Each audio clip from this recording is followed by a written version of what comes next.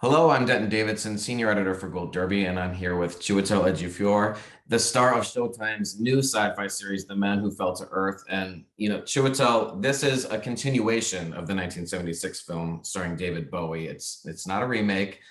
How familiar were you with that film before you signed on for this role, and what excited you most about diving into this storyline? Yeah, I was excited about the film. I'd seen, the Bowie film, and I had loved it. I thought that it was.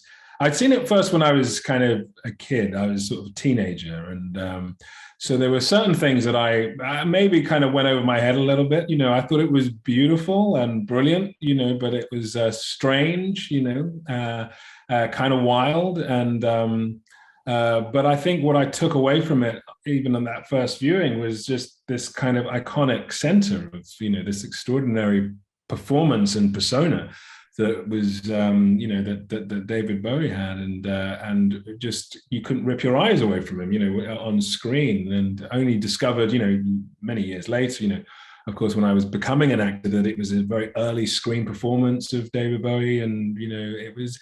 I just think there was so much. There was just something that was so beautifully rich about what he did, and so taking that as a kind of jumping off point, I was excited to read the scripts, from Alex Kurtzman and Jenny Lumet, and I just thought that they really kind of captured some of the spirit of that original film, but kind of, and then just sort of pushing it into a kind of different direction, a really surprising direction for me, initially. And I thought it was really fun.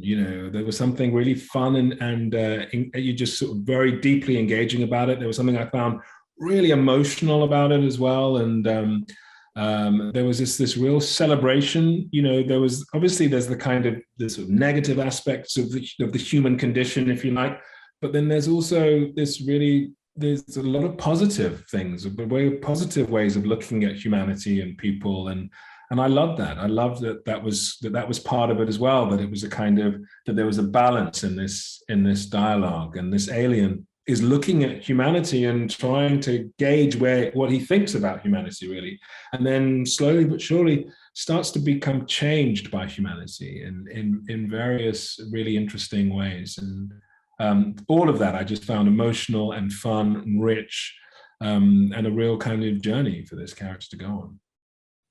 And how do you start to prepare then for that type of role of someone who's not human? What do you want, the way he walks, or he's learning to speak? He even has sort of a sense of humor. He's funny, but he's not even really trying to be. There's almost a childlike innocence to him. So how do you begin to sort of cultivate and create that character? Yeah, I found that you can only kind of, you can only really sort of play your own alien, that there's no sort of template. You can't really look at another person playing an alien and think, well, I'll do it like that. It's not going to work. You have to sort of find it internally. And because there's no other exterior source that we know of necessarily where you can go to an alien, you sort of find your own, way of thinking, I guess, about when you have felt alien. I think that was the point for me, when you have felt like you were on the outside looking in, and we all have that experience in our lives. We all have it probably several times in our lives. Obviously, some people have it in very profound, large ways, migration, traveling to new, different places, trying to assimilate with, in foreign lands or cultures.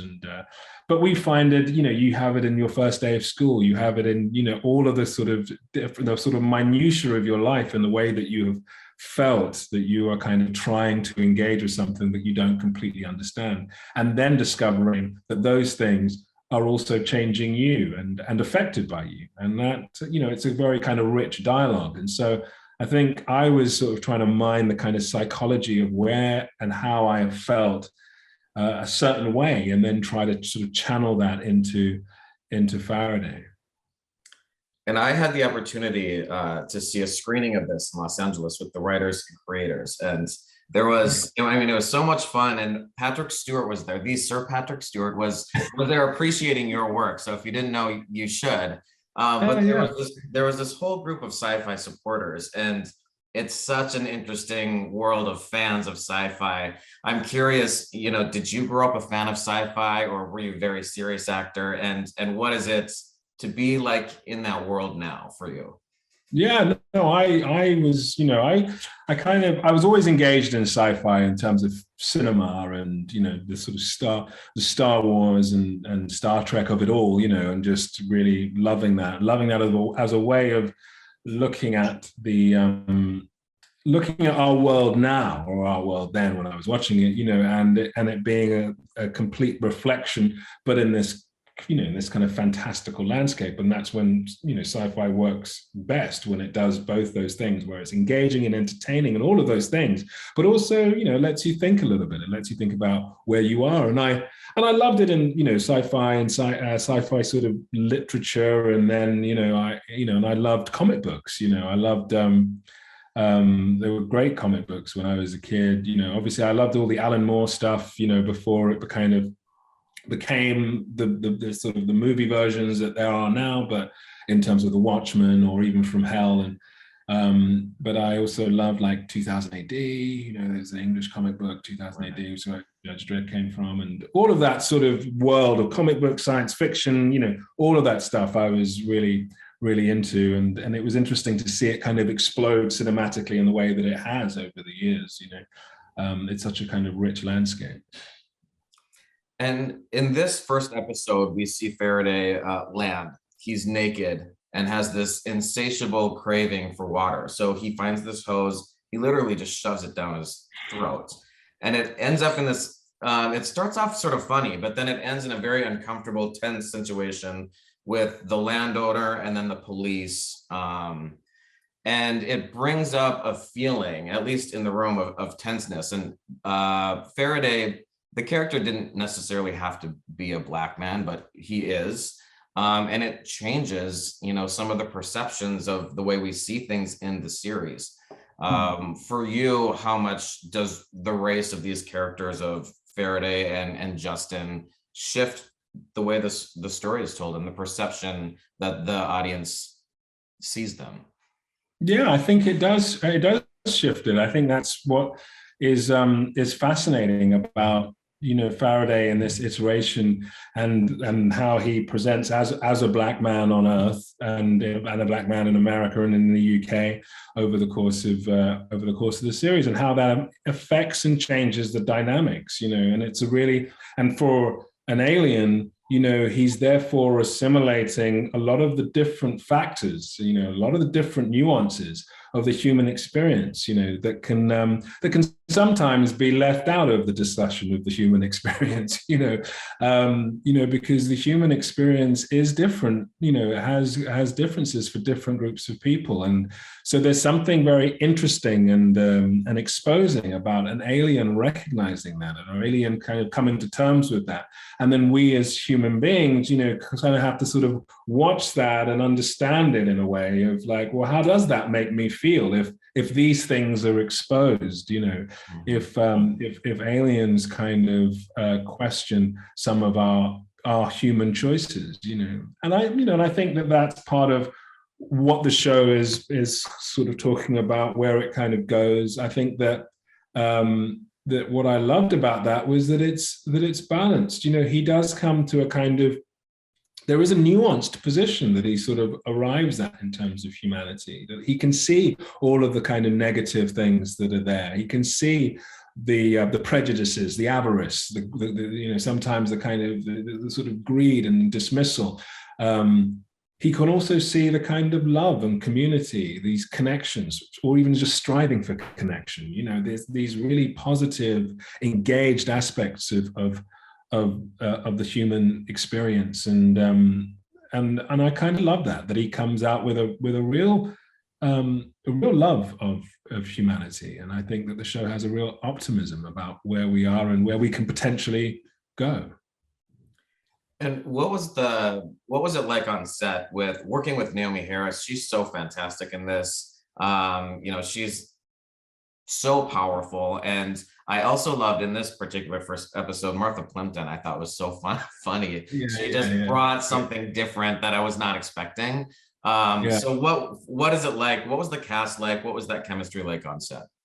Yeah, we had a phenomenal cast of actors, and as you say, Naomi Harris, it was so great to kind of play off, and we have very different approaches, just very different styles of working, and so she's, just very instinctual as an actor, and she kind of definitely, she doesn't like to rehearse, she researches on her own, and so she comes with a very kind of keen awareness of her character, and then just puts that character in the circumstance and is kind of playing in the moment. And I kind of more of a school of like breaking down the script and trying to sort of understand every kind of nuance of it. And so, as these two very different characters, it felt very fitting that we had these two very different approaches, which kept the scenes and the energy very alive. And as you say, Martha Plimpton, I thought was just phenomenal in the first episode. And it's really like his, Faraday's first interaction with a human, first sort of full interaction, I mean, he meets the police and police